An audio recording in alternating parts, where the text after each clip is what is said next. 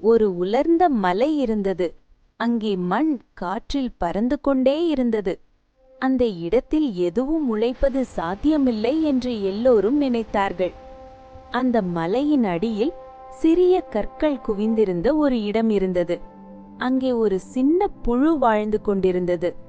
ஒவ்வொரு நாளும் பக்கத்து கிராமத்திலிருந்து திரும்பும்போது ஒரு முதிய பசு தன் குளம்புகளில் ஒட்டியிருந்த சிறிதளவு ஈரமான மண்ணை அதே இடத்தில் விட்டுச் சென்றது.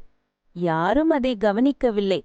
இதனால் என்ன ஆகப் போகிறது என்று எல்லோரும் நினைத்தார்கள். நாட்கள் கடந்தன, வாரங்கள் கடந்தன. ஒரு நாள் அந்த கற்களின் நடுவில் ஒரு சிறிய புல்முளை தோன்றியது.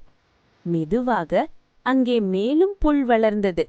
மண் அங்கேயே தங்கத் தொடங்கியது. காற்றின் வேகம் குறைந்தது.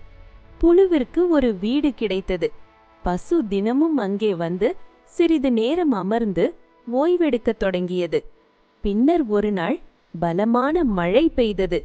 மண் அடித்துச் செல்லப்பட்டது. மீண்டும் எல்லாம் வெறிச்சோடியது. இனி எல்லாம் முடிந்தது என்று எல்லோரும் நினைத்தார்கள்.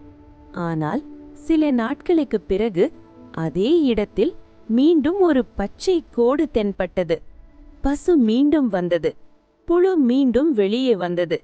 ஆனால் இவர்களுக்காக இன்னும் யாரும் லைக், சப்ஸ்கிரைப் செய்யவில்லை. நீங்களும் உங்களுடைய நம்பிக்கையை என்னைக்கும் கைவிட்றாதீங்க. என்ன ஃப்ரெண்ட்ஸ், இன்னைக்கு கதை பிடிச்சிருந்தா மறக்காம லைக் பண்ணிட்டு அப்படியே நம்ம சேனலை சப்ஸ்கிரைப் பண்ணலைன்னா சப்ஸ்கிரைப் பண்ணிடுங்க ஃப்ரெண்ட்ஸ்.